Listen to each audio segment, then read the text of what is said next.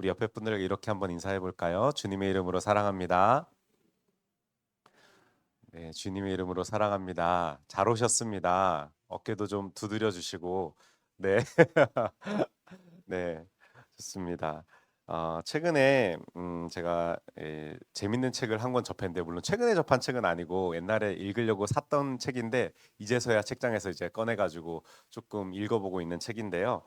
바로 한나 아렌트라는 사람이 쓴 예루살렘의 아이만이라는 책입니다. 조책인데 이 한나 아렌트란 사람에 대해서 조금 우리가 먼저 알고 이거를 책을 보면 더 좋은데 한나 아렌트가 어떤 사람이냐면요. 그 독일인이지만 독일계 유대인이었습니다. 이 유대인인데 이 사람이 실존주의와 포스트 모더니즘의 이 시작과도 같은 하이데거라는 철학자가 있거든요. 그 철학자 밑에서 이제 공부했던 여인입니다. 그런데 이분이 이제 나중에 2차 세계대전이 터진 다음에 이 미국으로 망명을 하게 돼요. 그래서 망명을 하게 돼서 미국에 있는 뉴요커라는 이제 잡지가 있었는데 거기서 기자 활동을 이제 철학 파트 기자 활동을 했던 여성입니다. 그런데 이분이 이 어떤 재판을 하나를 참관을 하게 되는데 그 참관한 재판의 이야기를 책으로 펴낸 것이 바로 예루살렘의 아이히만이라는 책인데요. 이 책의 내용은 주로 주목하고 있는 건 어떤 내용이냐면요. 바로 악의 평범성이라는 겁니다. 그러니까 악의 평범성. 이게 잘 우리가 사용하지 않는 단어라서 입에 와닿지 않을 수 있는데요. 악이 평범하다는 얘기는요. 평범한 사람도 악인이 될 수 있다라는 것을 이 책에서 설명을 하고 있습니다. 이 책의 내용을 보면은 이제 2차 세계 대전이 끝난 다음에요. 이스라엘이라는 나라에서요. 자신들의 민족을 학살한 유대인들을 학살한 그 전범들을 찾으러 자기들의 국정원 같은 사람들을 이제 전 세계로 파견하게 됩니다. 이 파견하게 되는데 이스라엘에서 이 첩보 이제 비밀 첩보 단체가 있거든요. 이 모사드라는 단체가 있는데 이 단체 사람들이 이 전범들을 잡기 위해서 전 세계로 흩어져서 찾아다닙니다. 그중에 이 모사드의 블랙리스트 1번이 누구였냐면요. 바로 아돌프 아이히만이라는 사람인데요. 이 아돌프 아이히만이 누구냐면요. 바로 600만 명의 유대인을 학살한 홀로코스트의 총책임자였습니다. 이 사람이 이제 기차를 타고 결국 많은 사람들이 죽어야 되는 그 자리로 기차를 타고 운송하는 그 기차 안에서 거기까지 가는 데까지 시간이 너무 오래 걸리잖아요. 그리고 너무 많은 사람들이 죽이려면 시간이 오래 걸리기 때문에 가스차를 개발한 사람입니다. 가스 기차를. 그래가지고 이 사람이 그 기차 지금 이 여인은 아니고요. 사진이 계속 띄어져 있으니까 이 사람이 아돌프 아이히만인 줄 알았는데 이 사람은 아니고요. 어떤 되게 평범한 아저씨입니다. 이 아저씨가 그 기관차를 마련해서 거기 유대인들을 다 실어가지고 죽이러 가는 그 기차 안에서 다 죽여서 마지막에 다 끌어내렸던 그 일을 했던 사람이 아돌프 아이히만이라는 사람인데 이 모사드가 전 세계를 뒤진 끝에 이 아르헨티나의 어떤 작은 시골 마을에 이 아이만이 있다라는 정보를 수집했던 거죠. 그래서 그 아르헨티나로 딱 찾아가 가지고 똑똑똑 하니까 문을 열고 어떤 영감 한 명이 딱 나오는데 그때 검정색 비닐봉지를 탁 씌우고 바로 납치를 해버립니다.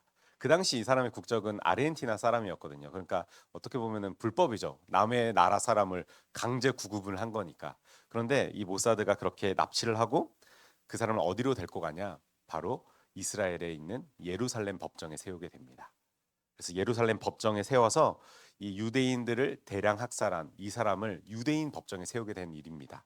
그래서 이 재판이요 전 세계에서 당시에 주목을 받았던 재판이었고요. 이 재판에서 더 놀라운 것은 바로 이 아이히만이라는 사람의 태도에 있었습니다.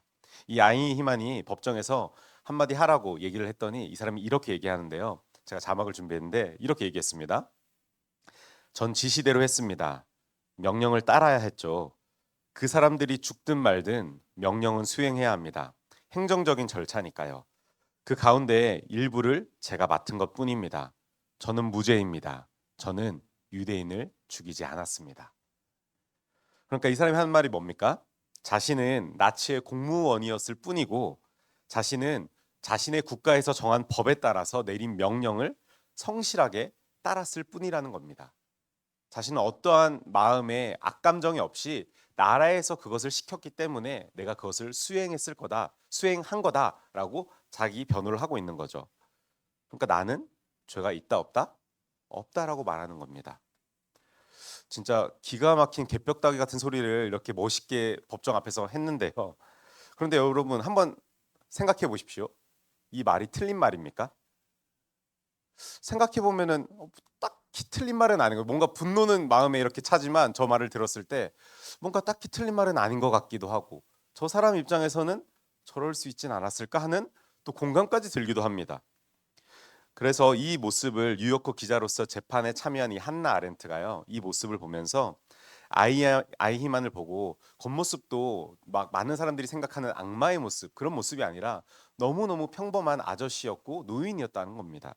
그런 걸 보면서 이 사람은 전형적인 악랄한 괴물이 아니라 사고 없이, 즉 어, 생각 없이 명령을 수행하는 관료적인 인간이었다라고 아이히만에 대해서 평가를 합니다.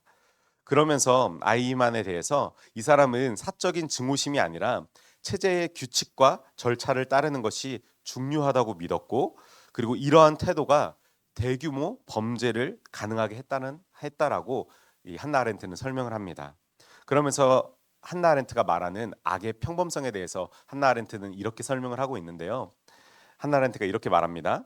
타인의 고통을 헤아릴 줄 모르는 생각의 무능은 말하기의 무능과 행동의 무능을 낳는다. 누구나 악에 가담할 수 있다.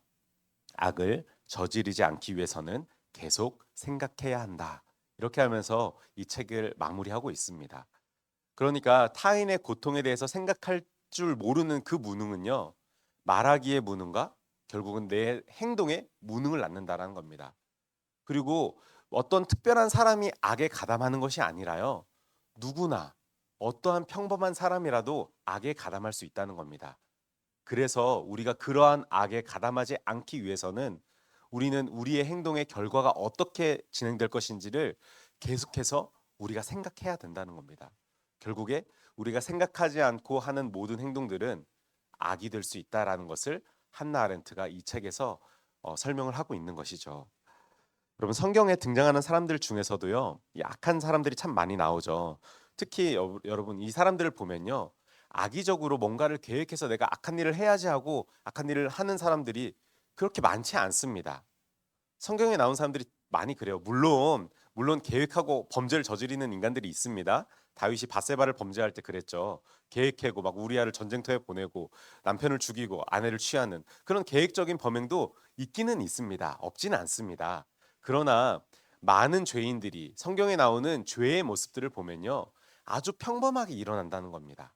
평범하게 우리에게 다가오고 그 사람들이 생각 없이, 이것이 죄라는 생각이 없이 그냥 하니까, 남들 다 하니까 그렇게 해 나아갔던 것이 결과적으로는 엄청난 죄의 결과를 낳게 되는 모습이 성경에서 계속 기록되어 있다라는 것이죠.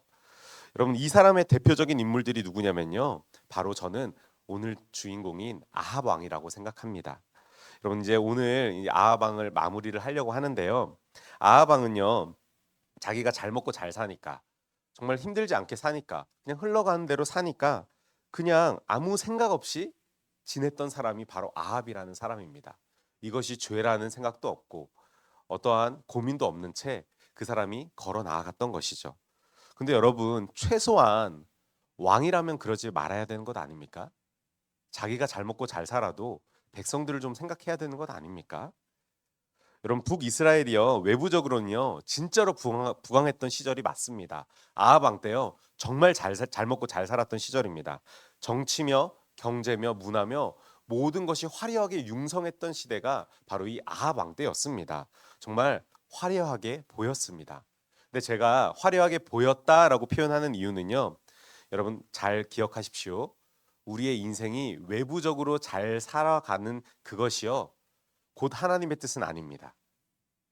기억하십시오. 물론 우리가 하나님의 은혜로 우리가 잘 먹고 잘 살 수 있습니다. 그냥 부자가 될 수도 있고요, 걱정 없이 살아갈 수 있습니다. 그런데 그 모든 것이요 다 하나님의 뜻이냐? 그건 아니라는 겁니다. 우리가 잘 먹고 잘 사는 그 이면에는요, 우리의 욕심이 들어가 있을 수도 있고, 우리가 부정부패를 해서 우리가 잘못된 방법으로, 하나님의 방법이 아니라 잘못된 뜻으로 살아갈 그때에도요, 우리는 잘 먹고 잘 살 수 있는 겁니다. 아합 왕이 그랬다는 겁니다. 여러분, 아합은요 하나님의 말씀에 벗어난 그의 선택으로 자신뿐만 아니라 한 나라를 완전하게 악으로 물들였던 사람, 그 사람이 바로 아합이라는 사람입니다. 그럼 성경은 오늘 본문을 통해서요, 아합을 이런 인간이라고 설명을 하고 있는데요. 우리 아까 제가 읽었지만 같이 한번 30절부터 33절까지의 말씀 한번 읽어보도록 하겠습니다. 시작.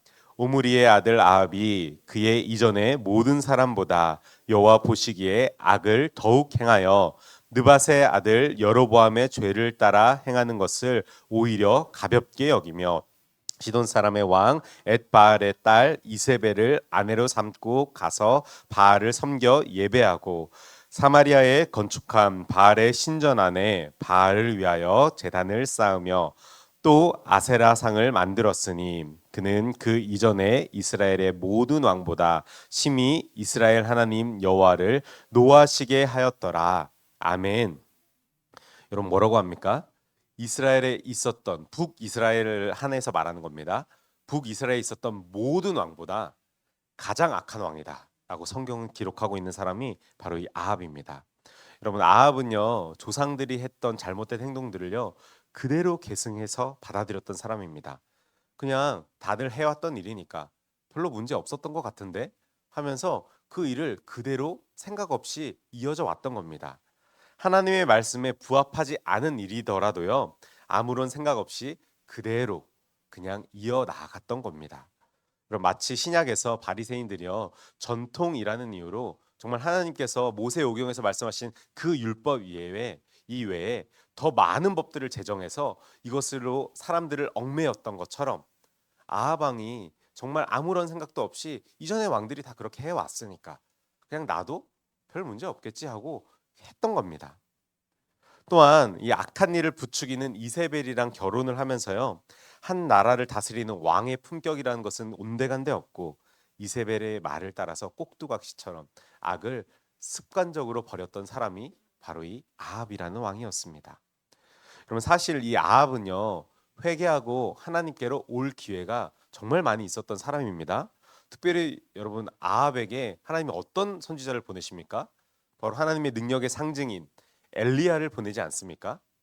엘리야를 보내셔가지고요, 가뭄을 3년 동안 일으킵니다. 너의 악이 너무 악하기 때문에 이거 정신 차려라 하면서 가뭄을 3년 동안 일으키는데 정신 못 차립니다. 그리고 또 어떤 일을 하십니까? 하나님께서 엘리야를 다시 보내셔서 그 바알 선지자들과 엘리야 사이에서 누가 진짜 신인지 하나님이 직접적으로 보여주시죠. 그렇게 해서 하나님이 진짜 신인 것이 드러나고 하나님께서 정말 그 850명의 바알과 아세라 선지자들을 모두 죽였음에도 불구하고 아합은 깨닫지 못하고 그 일을 도리어 분해합니다. 화가 났다라고 성경은 기록하고 있습니다. 여러분 이뿐 아닙니다. 북이스라엘이요, 아람이라는 나라랑 늘 전쟁을 했었거든요. 그런데 그 두 번의 아합 때의 두 번의 전쟁에서 하나님께서 완전한 승리를 북이스라엘에게 안겨 주셨습니다. 그러면 여러분 우리 가운데 의문이 생기지 않습니까? 아니 하나님, 이렇게까지 하는데도 돌아오지 않는 이 인간을 왜 하나님 이렇게까지 붙잡고 계십니까? 그런데 여러분 성경에서 열왕기상 20장 13절에서요, 하나님이 이렇게 분명하게 말씀하시는데요, 내가 여호와인 줄 알게 하기 위해서. 뭐라고요? 내가 여호와인 줄 알게 하기 위해서 아합에게 그렇게 계속해서 기회를 주고 있다. 그렇게 하나님은 기회를 주지만요, 아합은요 그 모든 것을 눈에 목도하고 그렇게 경험했음에도 불구하고 회개하는 모습은요 딱 한 번 등장합니다. 언제 등장하냐면요, 바로 나봇의 포도원 사건 때 등장하는데요. 이 나봇의 포도원 사건 아시는 분들은 아시겠지만 잘 모르는 분들을 위해서 조금 이 이야기를 해드리면요, 이 왕궁 앞에 나봇이라는 사람이 있었습니다. 근데 이 나봇이라는 사람이요, 조상 대대로 내려오던 땅이 있었습니다. 여러분 이스라엘의 토지법은요, 조상들이 대대로 넘겨줬던 그 땅은요 끝까지 지켜 나가는 겁니다.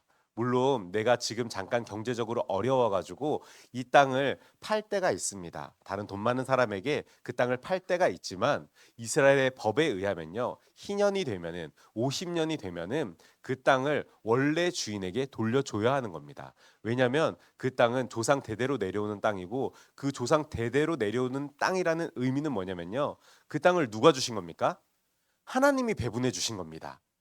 여호수아 시절에 그 사람들이 자기들 마음대로 땅을 나눠서 가진 게 아니라요, 하나님이 그 땅을 그들에게 지파별로 주어진 땅이기 때문에 팔더라도 그 땅의 소유권은 그 지파에게 있는 겁니다.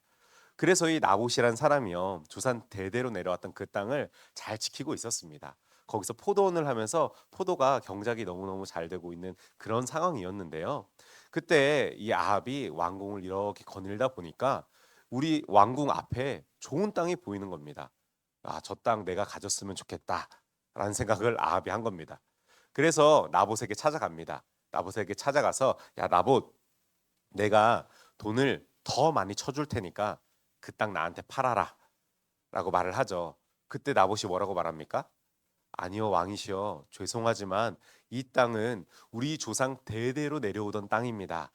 그렇기 때문에 제가 지금 어렵지 않고 굶지 않기 때문에 이 땅을 팔 수 없습니다 라고 왕에게 정확하게 정중하게 거절을 합니다. 그런데 이 얘기를 듣고 이 좁쌀 같은 마음을 가진 아합이 마음이 상심해서 왕궁으로 돌아갑니다. 돌아가서 어떻게 한 줄 아십니까? 몇 날 며칠 먹지 않고요, 시름시름 앓고 있습니다. 그때 이 남편의 모습을 본 이세벨이요, 아합에게 찾아가서, 아합, 왜 당신 지금 밥도 안 먹고 왕인데 왜 여기 처박혀서 이러고 있습니까? 라고 물어보니까 아합이 뭐라고 합니까? 내가 내려가서 저기한테 와 땅 달라고 돈도 더 많이 주겠다 그랬는데 나한테 땅 안 판대. 너무너무 속상해. 그런 말을 아내에게 한 겁니다. 아내가 보기에 이 왕의 모습은 어땠을까요? 진짜 답답한 모습 아닙니까? 그런데 이 이세벨이요, 진짜 악한 여인이거든요. 제가 예전에 아동부할 때 이세벨을 이렇게 막 설명을 아이들한테 했더니 어떤 4학년짜리 여자애가 그 다음 주에 저한테 와서, 목사님 그 싸가지 바가지는 어떻게 됐어요? 이렇게 얘기를 하더라고요. 그래서 응, 싸가지 바가지? 그랬더니 그 이세벨을 얘기하는 거였더라고요. 근데 이 싸가지 바가지가요, 어떻게 했냐면요, 잘못된 증인 여러 명을 세웁니다. 몇 명을 세워가지고 거짓 증언을 하게 합니다. 그래서 나봇을 죽여버립니다. 그리고 그 소유권을 그대로 가져와서 아합에게 주게 됩니다. 여러분, 이 일을 빌미로요, 하나님께서는 엘리야를 통해서 너 아합, 너 이세벨, 너 비참하게 죽을 거야. 네가 죽을 때는 개들이 네 피를 핥게 될 거야. 여러분, 왕들은 그렇지 않거든요. 왕의 죽음은 그렇지 않습니다. 그런데 이 아합의 피를 개들이 핥게 될 거라고 엘리야를 통해서 하나님께서 말씀하십니다. 여러분, 그때 아합이 회개합니다. 하나님 죄송합니다 하면서 하나님한테 옷을 찢고 그 앞에서 엎답작 엎드려서 회개를 하는데요. 근데 진짜 놀라운 모습은요, 이 회개하는 아합의 모습을 보시고요, 우리 하나님께서 아합의 때에 그 재앙이 내리지 않겠다고 약속을 해주십니다. 속 터지는 이야기 아닙니까? 그런데 우리 하나님, 사랑이 많으신 우리 하나님께서 그 아합을 그렇게 용서해 주시면서 네가 아니라 네 다음 때에 그 재앙이 내릴 거야 라고 얘기를 해주십니다. 그런데 여러분, 이렇게 은혜를 베풀어 주셨음에도 불구하고요, 아합은 변하지 않습니다. 우상을 제거하지도 않습니다. 계속해서 거짓 선지자의 말들을 듣고요, 오히려 하나님의 선지자들을 박해했습니다.